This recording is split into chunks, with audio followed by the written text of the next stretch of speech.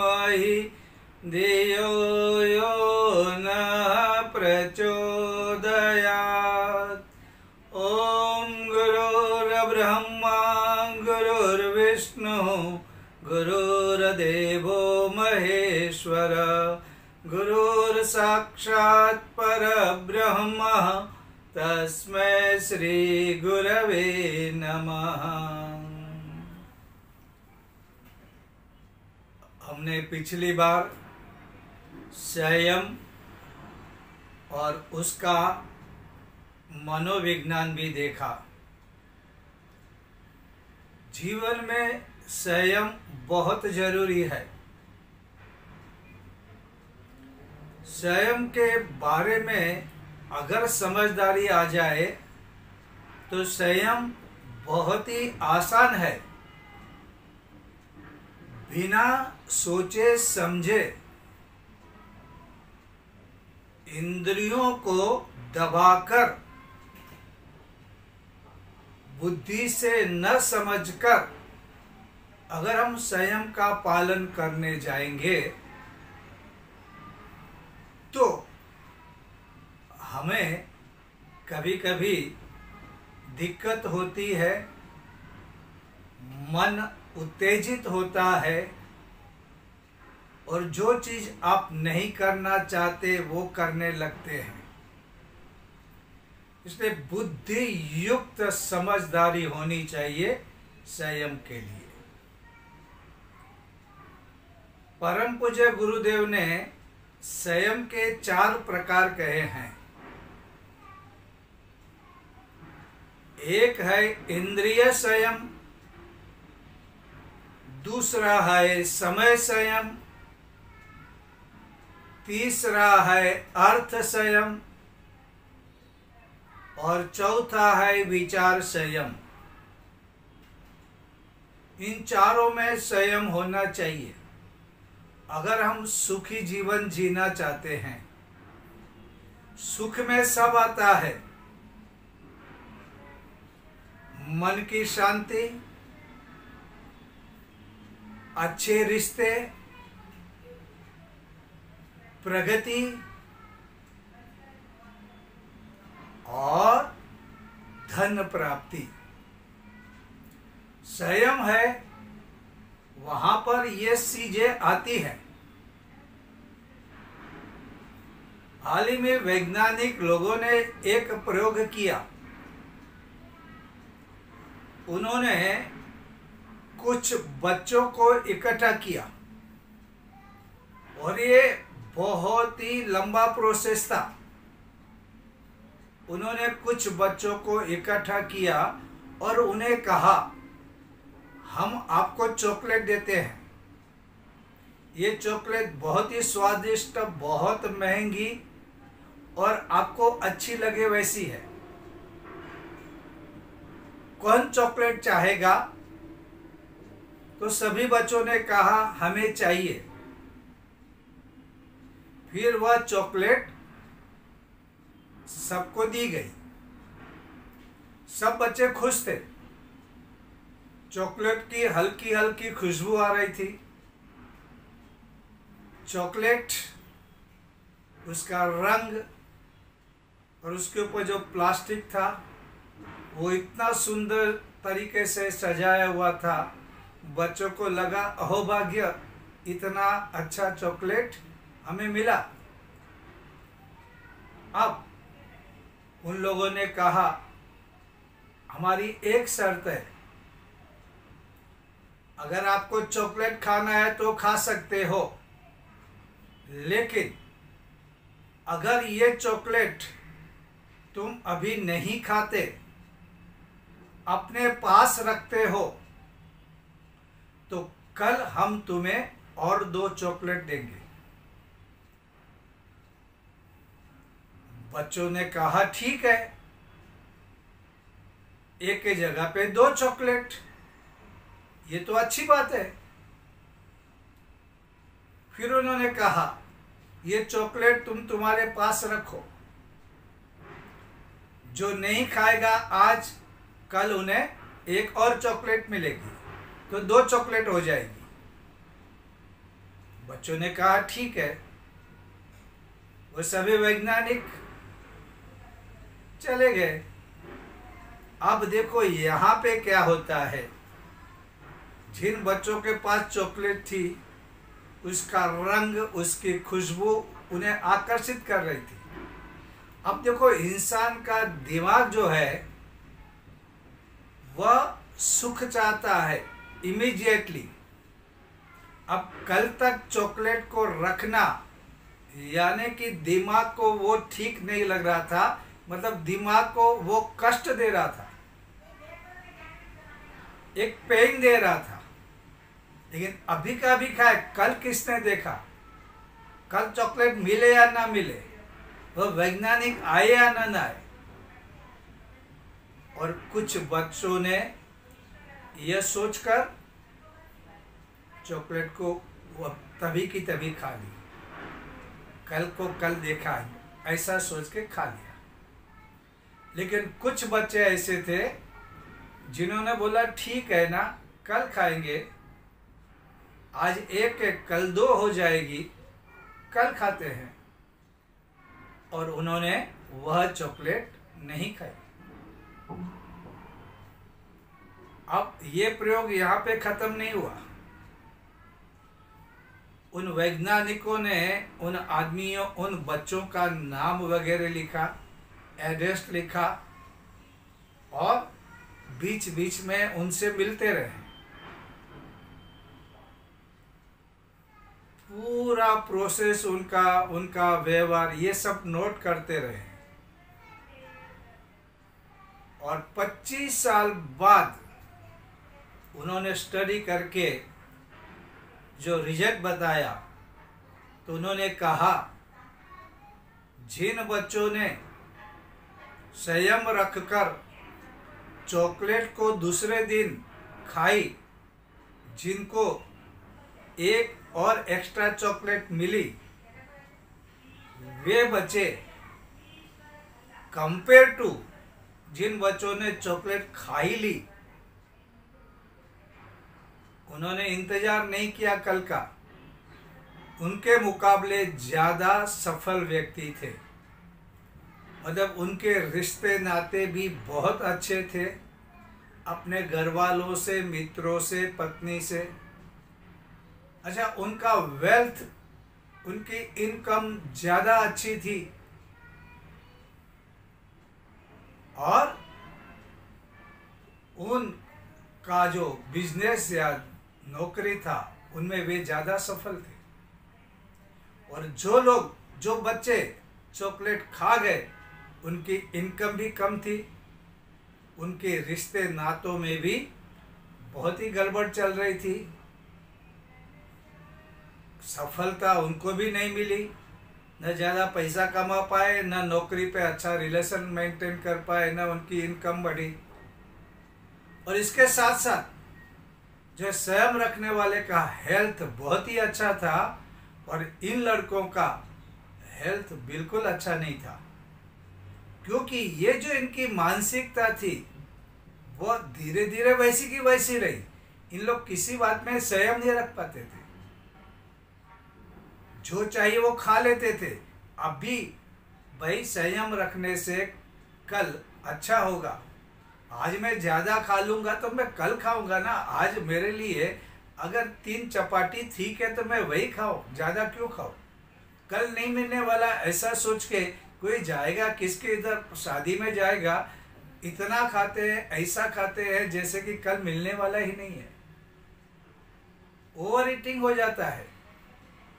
Relation में भी वे जल्दी जल्दी एक्सपेक्ट करते हैं, ऐसा नहीं कि कुछ संयम रखे, कुछ दूसरों को आगे बढ़ने दे, दूसरों की इच्छा को समझे। बात बात पे गुस्सा आ जाना, और जो ज्यादा खाएगा, ज्यादा बोलेगा, उनका हेल्थ तो खराब होने वाला है, ये एक सादी बात है। लेकिन यहाँ पे इन लोग इंतजार करते हैं, संयम रखते हैं, नहीं आज इतना ही करना, कल खाएंगे। बोलने में भी उनका संयम था। यानी कि जितनी इंद्रियां हैं, देखो ये इंद्रिय संयम ये इंद्रियों को संयमित रखना है। हमारे शास्त्रों में हमारे ऋषियों ने बहुत बताया है। ये रस है, गंध है, रंग है, और ये सारी चीजें हमारी जो 5 कर्मेंद्रिय है, उसके कारण ही बाकी लोग फंसते हैं। कोई किसी को अच्छा स्पर्श अच्छा लगता है, भंवरे को ले लो। मछली फंसती है अपनी जबान के कारण, हाथी पकड़े जाते हैं। ये सारे एग्जाम्पल सदियों से हमारे ऋषियों ने दिया है कि देखो, ये 5 कर्मेंद्रियों का अगर आप गलत उपयोग करोगे या संयम नहीं रखोगे तो आप फंसने वाले। जिस तरह ये सारे प्राणी फंस रहे हैं, आप वैसे ही फंसोगे। सावधान हो जाओ। लेकिन असंयमी आदमी कभी सावधान होता नहीं। इसलिए आप अस्पताल में बीमार लोगों की यादी देखोगे तो अधिकतर लोगों ने इंद्रियों का, संयम का पालन नहीं किया, वैसे मिलेंगे। फिर वो कहते हैं, अरे काश मैं इतना न खाता, मैं ओवर ईटिंग न खाता, मैं इतने पिज़्ज़ा और पाव भाजी न खाता, न मैं तली हुई चीज़ें खाता, न मैं गुटखा खाता। लेकिन अब पछताना कुछ लाभ का नहीं। चिड़िया खेत चुग जाती है, फिर रोने का मतलब नहीं है। फिर अस्पताल में पड़े रहना है, पैसा भी बर्बाद होता है, स्वास्थ्य भी बर्बाद होता है, और परिवार का कर्तव्य हम नहीं निभा सकते। ये असंयम, ये इंद्रियों का संयम बहुत जरूरी है। आंख से क्या देखना, उसमें मर्यादा होनी चाहिए। उसी तरह मुंह से खाना, कितना खाना, कितना बोलना, क्या बोलना, कानों से कितना सुनना, क्या सुनना, नाक से किस जगह जाने का, कौन सी गंध को स्वीकार करना, ये सारी चीजें छोटी छोटी है। लेकिन ये सारी छोटी चीजें बहुत तकलीफ देती हैं। इसके बारे में पूरा सावधान होना चाहिए। परम पूज्य गुरुदेव कहते हैं, इनमें सबसे ज्यादा 2 इंद्रियां, अगर इन पे कंट्रोल रख दिया तो आपका जीवन बहुत कुछ पालेगा। एक है हमारी जीवा, और दूसरा है हमारी काम वासना। अगर हम जीवा पे कंट्रोल रखें, क्या खाएं, कितना खाएं, जरूरत से ज्यादा, मुझे जितना जरूरत है उतना मैं खाऊं। लेकिन जरूरत से ज्यादा खाना, अरे रह नहीं पाता, अरे आज का आज ही चाहिए, अभी चाहिए। और कितने लोग ऐसे होते हैं, अपने आप को काबू में नहीं रखते। एक आदमी एक बहन के इधर पराठा खा के आया, उसे अच्छा लगा तो वापस उसको दिल हुआ कि चलो जाए वहां पे, और कहा, मौसी आप कैसी है? इधर से गुजर रहा था, सोचा मुंह दिखा दूं। आपके यहाँ तो पराठे इतने अजीब थे, लास्ट टाइम खाया तो इतना मजा आया, इतना मजा आया कि मैं कभी भी सोचता हूँ पराठों के बारे में तो आपके हाथ के पराठे याद आते हैं। तो मौसी पूछती है, बेटा आज खाओगे? तो कहता है, माँ जी, मौसी नेकी और पूछ पूछ, बनाओ बनाओ, मैं खा के जाऊंगा। और खाता भी ये 4-5। अब ये जो संयम है यहाँ पर बहुत जरूरी होता है।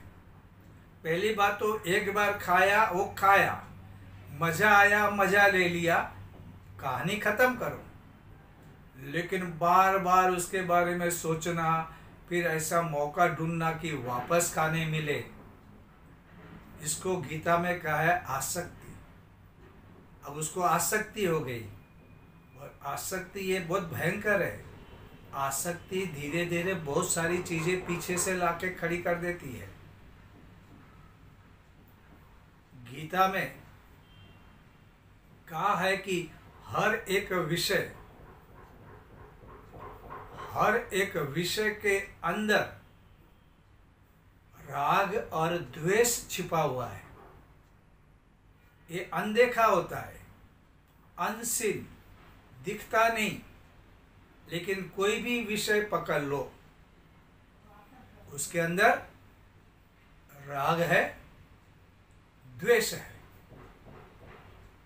और ये किसी भी विषय का आप चिंतन बार बार करेंगे, चाहे वो पानी पूरी हो, चाहे कोई सिनेमा हो, कोई भी चीज हो, आप बार बार उसका चिंतन करते जाएंगे, धीरे धीरे उसके प्रति आपको लगाव बढ़ने लगेगा, आपकी आसक्ति हो जाएगी, फिर आप उसके बगैर रह नहीं पाएंगे और उसको प्राप्त करने के लिए प्रयास करेंगे। उसमें आपका मन भी अपसेट होता है, आपकी बुद्धि भी क्या होती है, अस्थिर हो जाती है। इसलिए गीता में भगवान ने कहा है, ये जो सारी इंद्रियां हैं, ये इंद्रियां अगर वश में हो तो इंसान की बुद्धि भी स्थिर होती है। यहाँ पे श्लोक में कहा है, वशे ही यस्य इंद्रियाणि तस्य प्रज्ञा प्रतिष्ठिता। जिसके वश में इंद्रियाणि है, मतलब सब इंद्रियां हैं, वो उसकी बुद्धि स्थिर होती है। भगवान ने अर्जुन को ये भी कहा था, कछुए का एग्जाम्पल दिया। कछुआ जब चाहे तब अपने सारे अंगों को अंदर ले लेता है। उसी तरह से जब विषय आए तो नफरत नहीं करना है,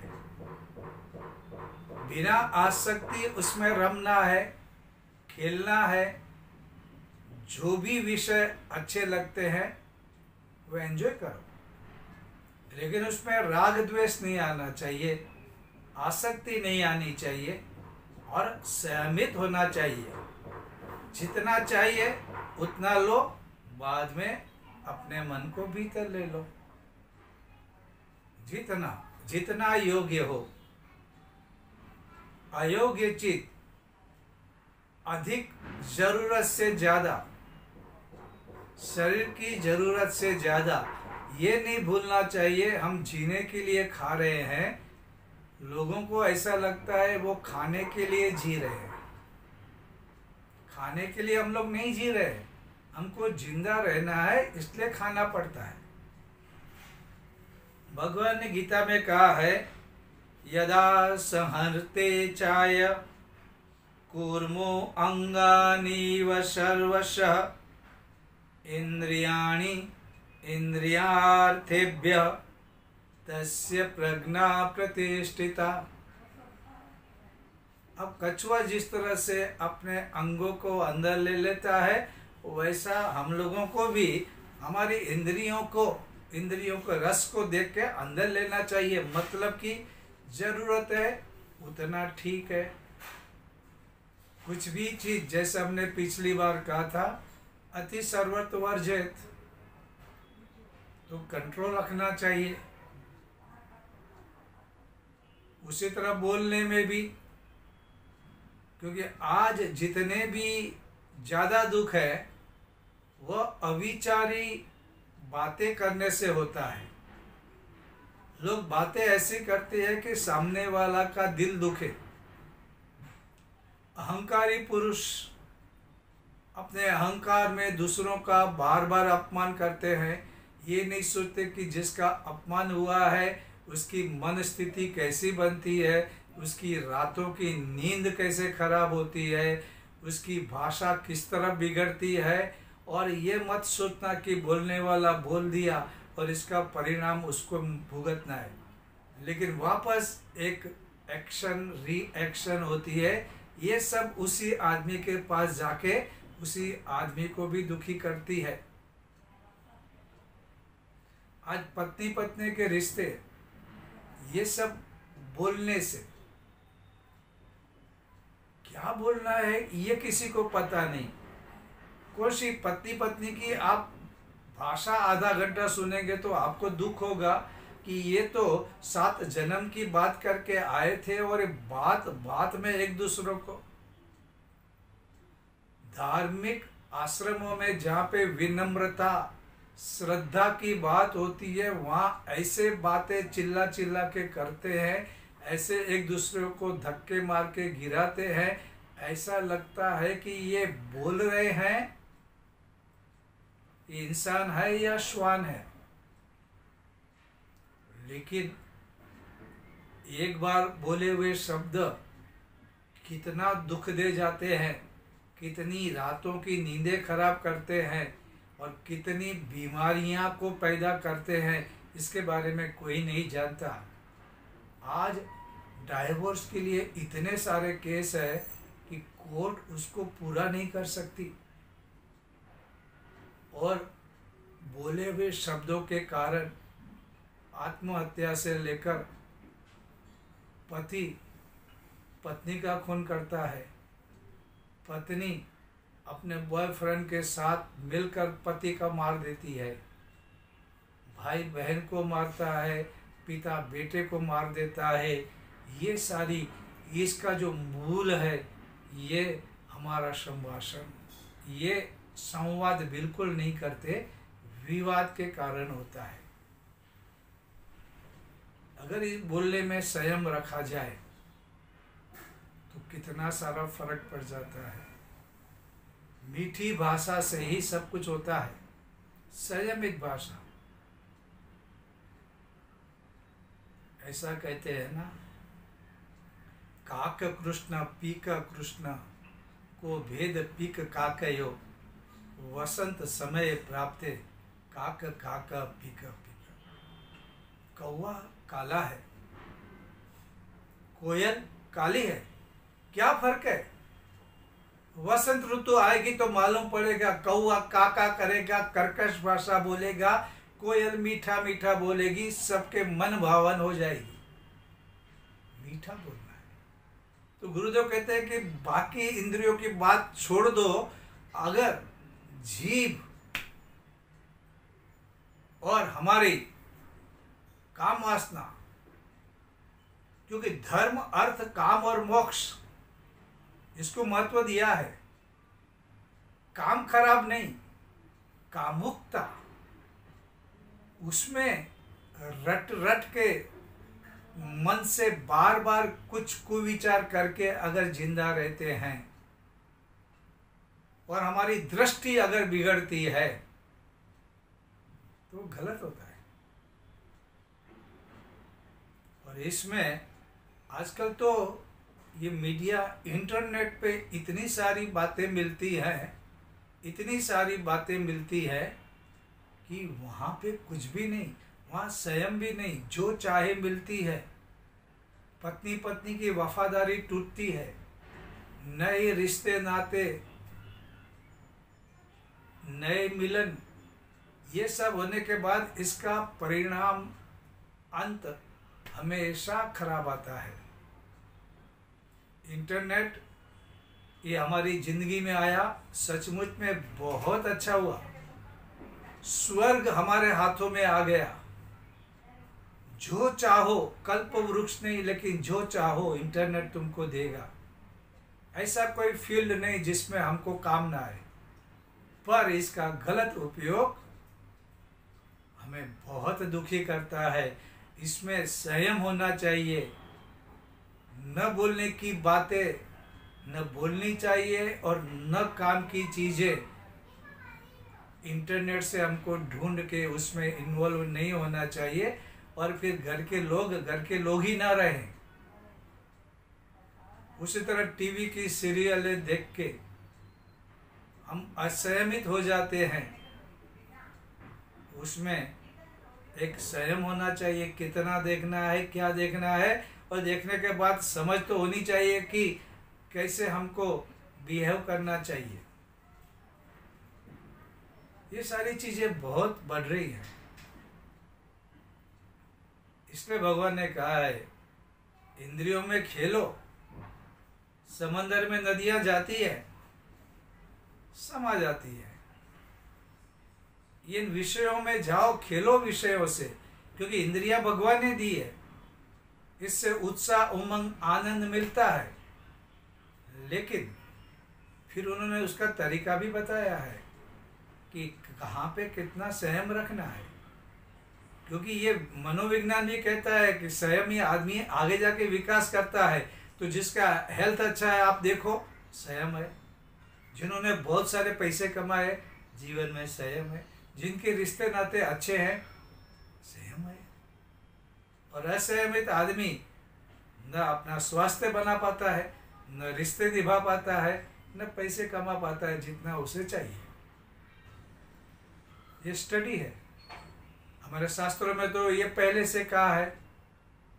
ये नवरात्रि है तो नवरात्रि ये संयम की, क्योंकि संयम शक्ति देता है, संयम शांति देता है, संयम सुख देता है, और संयम बुद्धि को स्थिर रखता है। और जिसकी बुद्धि स्थिर है, सब कुछ पा लेता है। तो हम जब यज्ञ भी करते हैं तो न्यास करते हैं, तो उसमें भी हम हमारी इंद्रियों पे देवता की स्थापना करते हैं। अर्थात हम ये संकल्प करते हैं कि अभी हम इसका सदुपयोग करेंगे। और गुरुदेव की एक बात, किसी भी चीज का सदुपयोग सुख देता है, किसी भी चीज का दुरुपयोग दुख देता है। ये इंद्रियों के बारे में भी सही है। अगर इंद्रियों का हमने गलत उपयोग किया तो दुख ही मिलने वाला। अगर हम इंद्रियों का अच्छा उपयोग किया तो सुख मिलने वाला है। इसलिए हम लोग कहते हैं ना, ओम मांग में आस्य अस्तु, ओम नसोर में प्राणो अस्तु, ओम अक्षणों में चक्षुरस्तु, ओम कर्णियों में क्षोत्रम अस्तु, ओम बाहुओं में बलम अस्तु, ओम उर्वर में ओजोस्तु, ओम अरिष्टानि में अंगानि तनुस्तन्वा में सन्तु। क्या हुआ? सब इंद्रियों पे हमने देवता की स्थापना की, हमने संकल्प किया हम इसका सदुपयोग करेंगे। जो खाने लायक है भोजन है वही खाएंगे, नहीं खाने लायक नहीं खाएंगे। जो बोलने योग्य है वही बोलेंगे, उतना ही बोलेंगे, असभ्य भाषा नहीं बोलेंगे। उसी तरह कान से सुनेंगे अच्छा, आंख से अच्छी चीजें देखेंगे, हाथों से अच्छे कर्म करेंगे, पैरों से लोक कल्याण के काम करेंगे और दौड़ेंगे। इसलिए देखो हमारे यहाँ हमारी भाषा भी कैसी होती है। अगर हम चेहरे से, मुख से जो चाहिए वो खाएंगे, वो बोलेंगे, तो क्या होता है, हमारा मुख होता है, कमल मुख भी कहते हैं। लेकिन जो गाली असभ्य भाषा का प्रयोग करेगा, शराब वगैरह खाएगा, पिएगा, तो लोग क्या कहेंगे, इसका थोबड़ा मत देखो। अरे मुख को थोबड़ा बना दिया क्योंकि वहां पे संयम नहीं है। उसी तरह पैर के बारे में हमारे इधर संत लोग आते हैं तो हम कहते हैं चरण कमल, सर पे हाथ रखेंगे, पूजन करेंगे, फूल चढ़ाएंगे, क्योंकि ये चरण लोक कल्याण के लिए दौड़ रहे हैं, अपना कोई स्वार्थ नहीं। और हमारे तुम्हारे जैसे मैं हमारे पैर है, ठीक है, न उसकी कोई पूजा करेगा, न कोई उसको मारेगा। लेकिन जो दूसरों का बुरा करने के लिए घूमते रहते हैं उसको क्या कहते हैं, टांगे। और लोग क्या कहते हैं, इसकी टांगे तोड़ दो। देखो भाषा भी कैसे बदल जाती है, तो ऋषि मुनि नहीं, आम जनता भी समझ जाती है और अपनी लैंग्वेज, अपनी भाषा, अपने शब्द, अपनी वाणी बदल देते हैं। चरण कमल और टांगे तोड़ने के लिए, चरण कमल पूजा करने के लिए, क्योंकि सही उपयोग हो रहा है। तो इसके बारे में हमें अच्छी तरह से सावधान रहना चाहिए।